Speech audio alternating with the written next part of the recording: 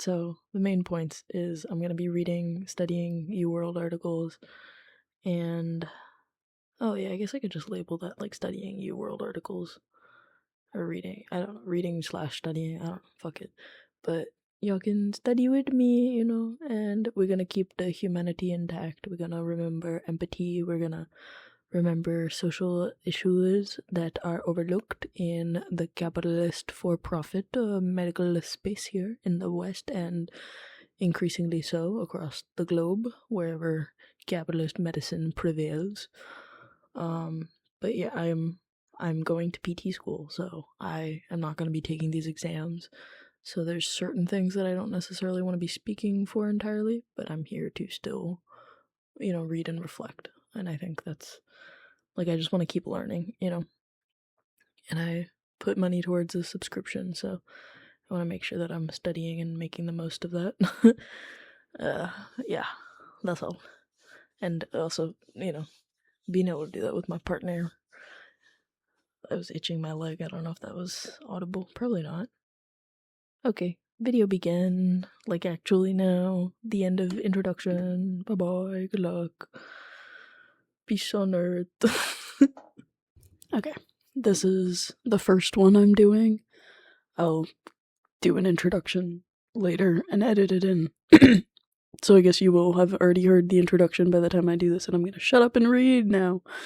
And I will let myself react and things to, help this from getting copyrighted or something, because access to information and studying together, and this is just me studying, and if you're listening to this is just me studying, but I probably already said that because I was supposed to do an introduction.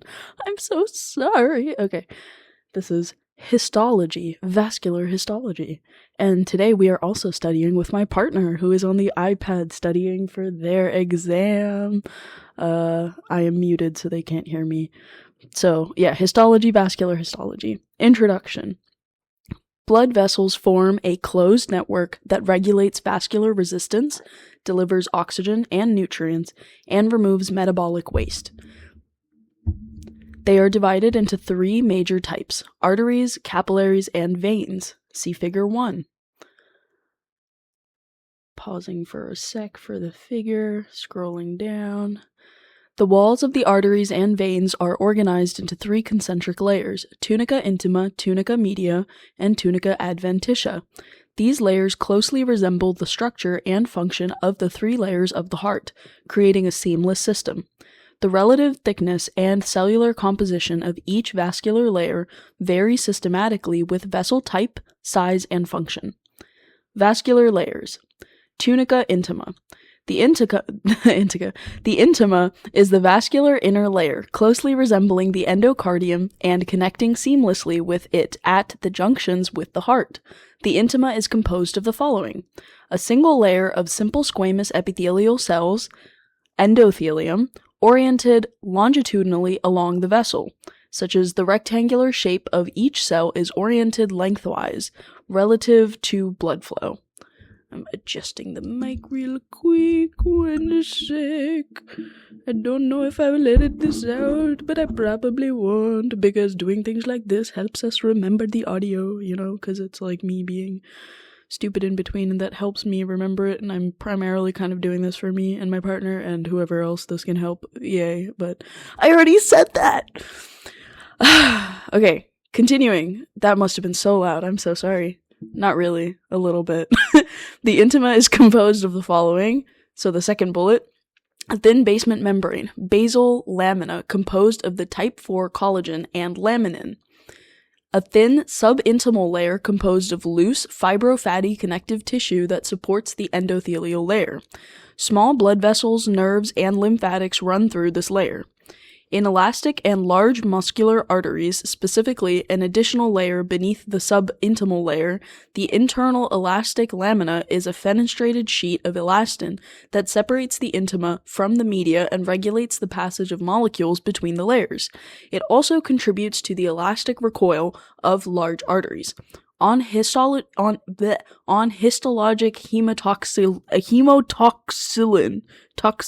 hematoxylin. Yeah, hematox fuck um on histologic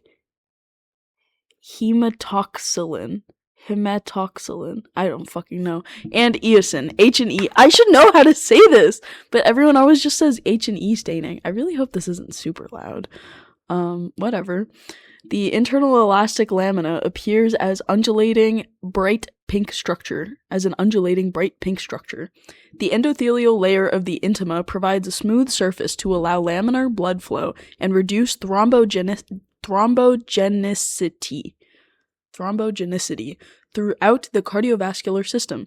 Endothelial cells are also metabolically active and have endocrine functions, secreting a variety of substances such as nitric oxide and adenosine that affect vascular smooth muscle tone, platelet function, and coagulation.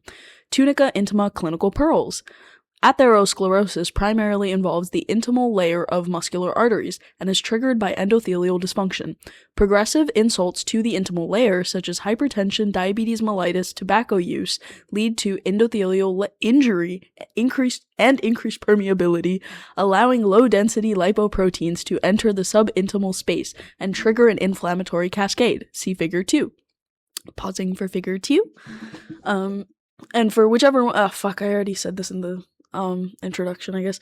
I'm just gonna keep cutting myself off every time I try to explain myself, because fuck that. Sorry, I guess this won't be very, child appropriate. Whatever, I'll do that another time. Okay, moving on from Figure 2, or else we will never finish this 17 pages, holy shit! Okay, aortic dissection is frequently initiated by a physical tear in the intima of the large elastic artery, which allows high-pressure blood to track into the vascular wall and cause dissection. Tunica media. The media is the vascular middle layer, resembling the myocardium of the heart. The media is composed primarily of smooth muscle cells arranged in a circular and helical layers and embedded in an extracellular matrix of elastin collagen types 1 and 3, as well as proteoglycans. Smooth muscle cells in the media have abundant actin and myosin to allow muscle contraction. The thickness and composition of the media are the major determinants of vascular wall thickness and the mechanical properties of a vessel. The external elastic lamina marks the outer boundary of the media. Tunica media clinical pearls. Cavernous hemangiomas are benign vascular tumors that consist of a single layer of endothelial cells with minimal surrounding tissue, such as lacking the typical 3-layered vascular structure and having a poorly developed media and adventitia. They enlarge by ectasis, dilation due to structural weakening or excess pressure. They can be found in the skin, liver, most common benign liver lesion, brain. They can be found in the skin, liver, which is the most common benign liver lesion, brain, spleen, and other organs. Sorry, this typo was throwing me off. Okay, I fixed it. They can appear as a solitary, well-circumscribed, red-brown, spongy mass, such as hepatic cavernous hemangioma, with gross examination showing a mulberry-like appearance due to purple vascular clusters. They are generally asymptomatic but pose the risk of rupture and serious hemorrhage, such as intracranial hemorrhage, due to the what the fuck was that? Sorry, guys. No, I'm gonna stop saying sorry. This is like exposure therapy for myself to not apologize, because this is just me doing my thing, right? Okay. To finish the sentence, yaar. Due to the thin vascular wall composed of only endothelium. See image 1. This will never end. Cavernous hemangioma. Okay. Now, tunica adventitia. The adventitia is the vascular outer layer, somewhat resembling the epicardium of the heart. Unlike the epicardium, the adventitia does not contain a layer of epithelial cells. Instead, it more closely reflects the supportive structure of the subepicardium, containing loose type 1 collagen, elastic fibers, fibroblasts, and adipose tissue. The adventitia anchors the vessel to surrounding tissues and contains the vasa vasorum, a network of small vessels that supply the outer half of the vascular wall in large arteries and veins. It also contains the nervi vasorum, autonomic nerve fibers, and small lymphatic vessels. Arterial vessel types. Elastic arteries. The elastic arteries are large conducting arteries that include the aorta, pulmonary arteries, common carotid arteries, subclavian arteries, and common iliac arteries. These vessels receive pressurized blood directly from the heart and must accommodate large and cyclical pressure swings. In elastic arteries, the media is dominated by dozens of concentric sheets of elastic lamellae, alternating. Okay, take a shot every time I say sorry, and then fuck. Sorry. In elastic arteries, the media is dominated by dozens of concentric sheets of elastic lamellae, alternating with smooth muscle cells and collagen. See image 2. Pausing for image 2. You see image 2 if you're watching. Their highly elastic walls allow them to stretch and briefly store blood during systole, then expel it forward during diastole, Wind-Kessel effect, to facilitate relatively continuous, instead of pulsatile forward flow. This elastic property is quantified clinically as arterial compliance, or pulse wave velocity.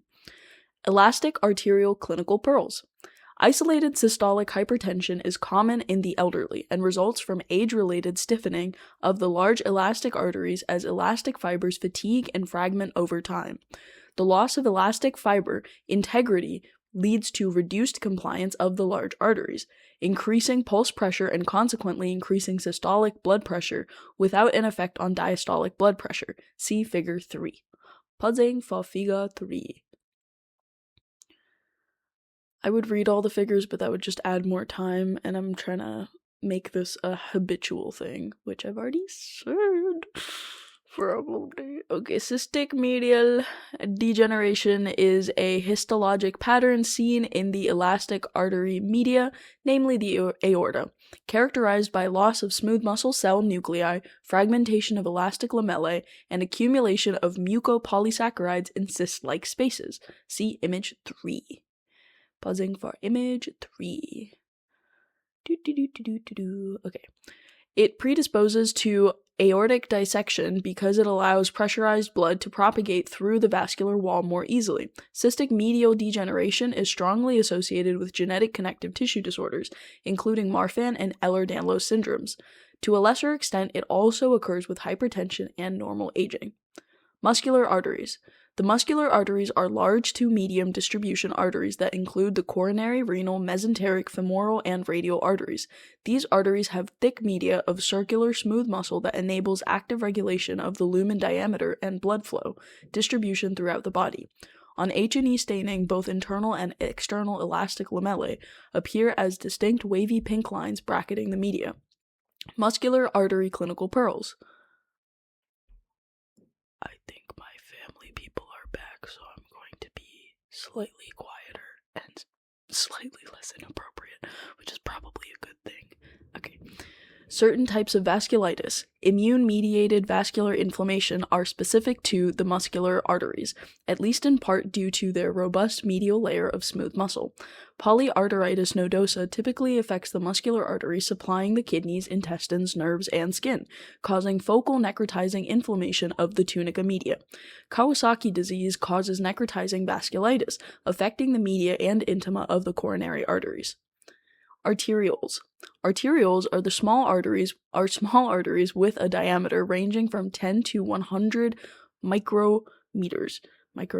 Yeah, right. I think so. Yeah, I should know this. No, I do know this. I'm just anxious. Sorry. Are the principal resistance vessels. Their media contains up to several layers of smooth muscle cells surrounding a small lumen lined by endothelium. The ratio of wall thickness lumen diameter is highest in the arterioles, giving them the greatest capacity to regulate vascular resistance and thereby blood pressure. Arterial clinical pearls.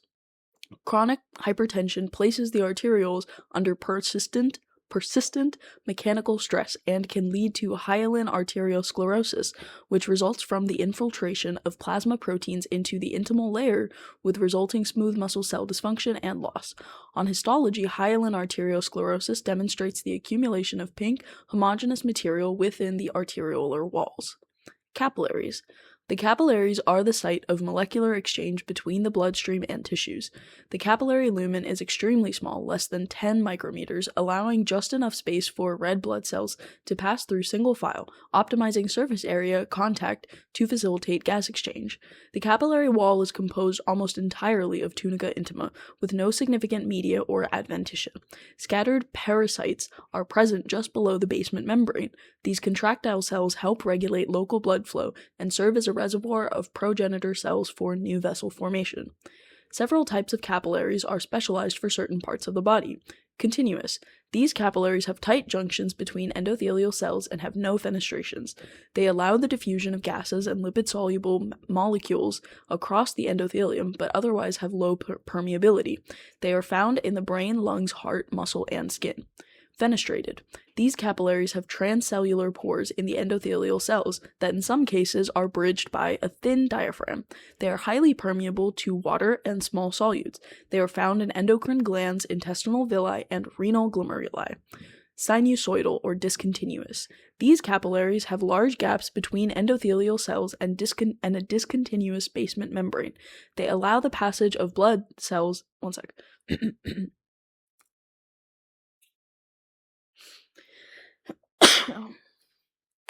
Okay. Oh, my neck is like pinched. Whatever. Basement membrane. They allow the passage of blood cells and facilitate antigen presentation. They are found in the liver, spleen, and bone marrow.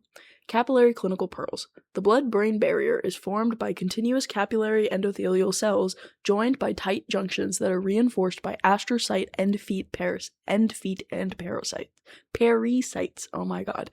Lipid-soluble drugs, oxygen and carbon dioxide can cross freely and glucose enters via facilitated diffusion using a membrane transport protein. However, most large hydrophilic or polar molecules are restricted from entering.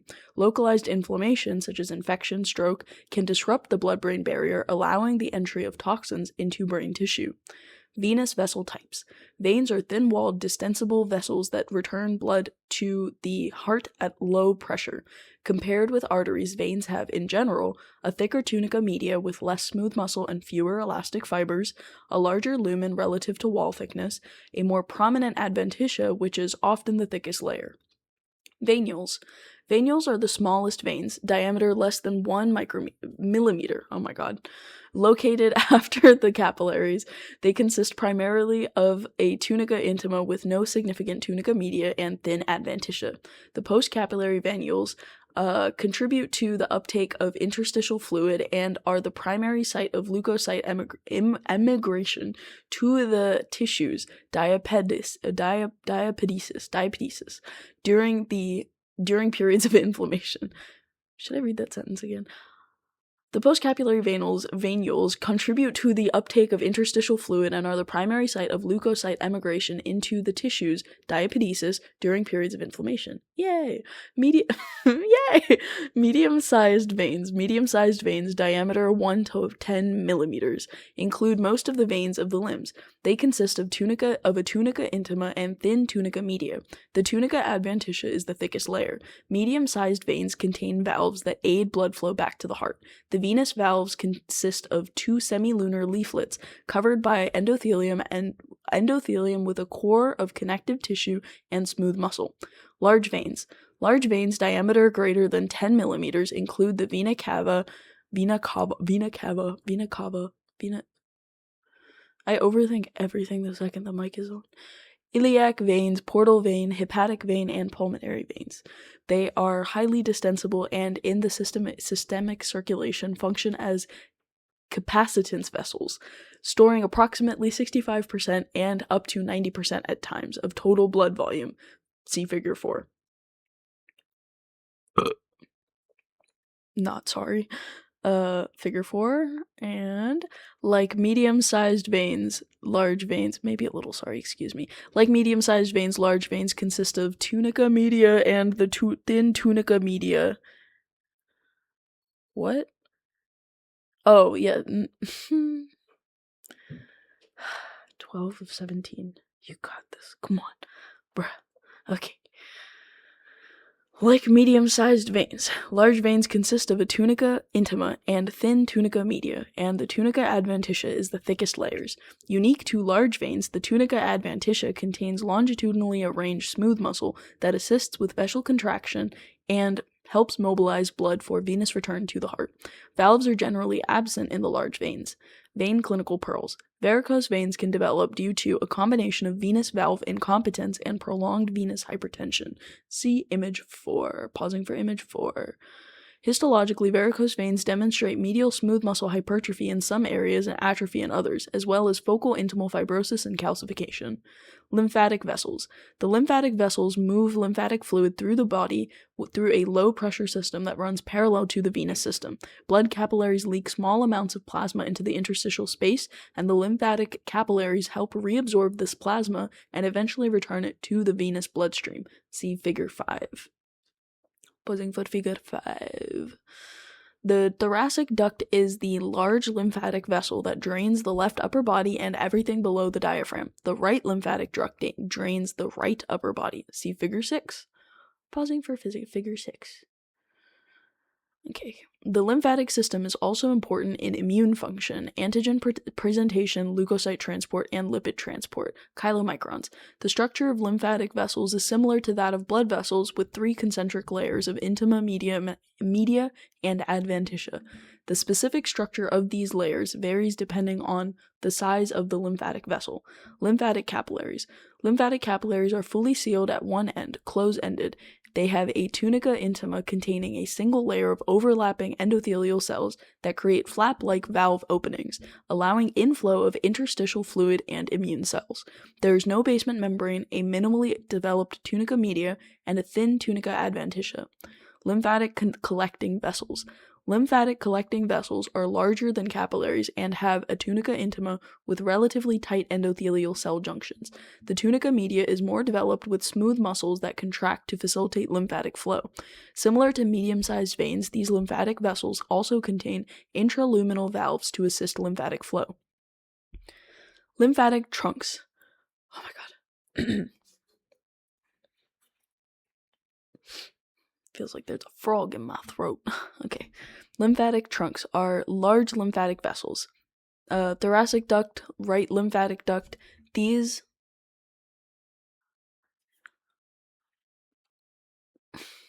Let me get a sip of water one sec. ASMR.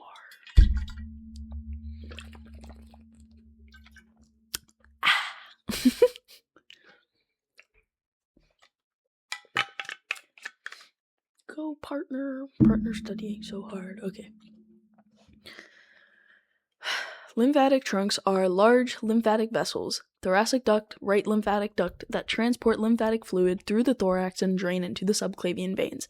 These vessels have a tunica intima with relatively tight endothelial junctions. They also have a well-developed tunica media containing smooth muscle and a well-developed tunica adventitia made of supportive tissue. Lymphatic vessel clinical pearls. Lymphedema results from impaired lymphatic drainage that leads to the accumulation of protein-rich fluid in the interstitial space. Ooh, nice introduction back to wherever I was because I got cut off. And partner is staring at me. Thank God I'm muted. I finished the whole thing and had a gay-ass ending and No, not right now. Wait. Okay, bye.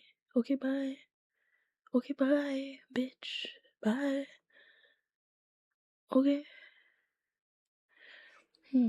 Partner being annoying. Okay, sorry, I'm a little, fucking hell, because I finished it and had a gay-ass ending, and I'm definitely not gonna be as gay the second time, which is probably a good thing, so y'all got saved. But yeah, I accidentally unplugged the microphone when my brother... Oh, I didn't explain that. My brother came down and I panicked and I like knocked everything around, which is why I'm yapping right now. So I'm gonna shut up and keep reading. We have 2 pages left. Okay. Back to lymphedema results from impaired lymphatic drainage that leads to the accumulation of protein-rich fluid in the interstitial space. In the United States, lymphedema most commonly develops following lymph node dissection for cancer treatment. In tropical regions of the world, such as Africa and Southeast Asia, it can develop due to a parasitic infection, Wuchereria bancrofti, that causes lymphatic obstruction and leads to massive extremity swelling, elephantiasis, image 5. And there's image 5, big owl. Summary: blood vessels and lymphatic vessels are composed of 3 concentric layers. The tunica intima is the inner layer and includes a single layer of endothelium lining inside of the vessel. The tunica media is the middle layer and is composed primarily of smooth muscle cells that contract and relax to control vessel lumen diameter. The tunica adventitia is the outer layer and contains supportive tissues and structures, including the vasovasorum and nervi vasorum. The relative prominence of these 3 layers depends on the functional needs of the vessel, with substantial variation existing in the arteries, veins, capillaries, and lymphatics throughout the body. See Table 1. Pausing for Table 1. These structural differences contribute to varying physiology and manifestations of disease throughout the vascular system. And that was the end of the first article. So I'll stay paused on Table 1 for now.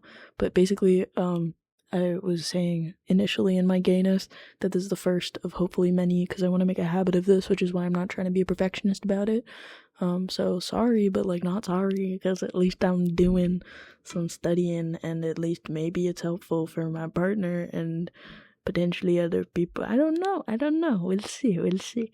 But I was yapping earlier, but maybe I'll make like a fucking theme song or something to explain, like, let's keep the humanity in this too. So I want to go back to these clinical pictures of like, ow, my foot, ow. When I see this, I feel very bad for, I mean, like, it's not about pity, but it's just like I get that we're studying this, but like, ow, you know? Like, don't forget the humanity, and I will yap more about that in like different ways, hopefully, as we continue through different clinical cases. And one of the things that I was thinking when we saw the varicose veins that I tried to yap about, and then it also got cut, was like, varicose veins treatments are always targeted a lot of times towards women or like people with female hormones, and I just think it's interesting because it's another one of those like beauty standard things that's also kind of medical, because it is like medically a very like uncomfortable thing to deal with, and at least it can be, especially if it's like more severe, like in this picture. And it's interesting that like beauty is the first reason why I think a lot of people will end up being, oh sorry, hit the mic, end up being like told or like consider the treatment over like medical comfort, or like, you know, taking care of your body's tissue and stuff, you know, like the legs that you're walking on.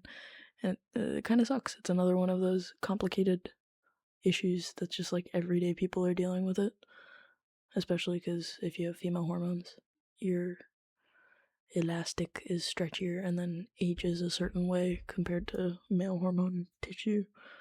More on that in the future, but I'm done, I think. So, the end. I will edit these 2 pieces from where it got fucked up somewhere in the middle, and I'll make an introduction. Yeah, I'll just end this now and record a brief introduction, I guess. I'll stop talking now. Goodbye, good luck. I love you. Don't die. Are you gonna get down, Milo? Or are you just gonna stay there?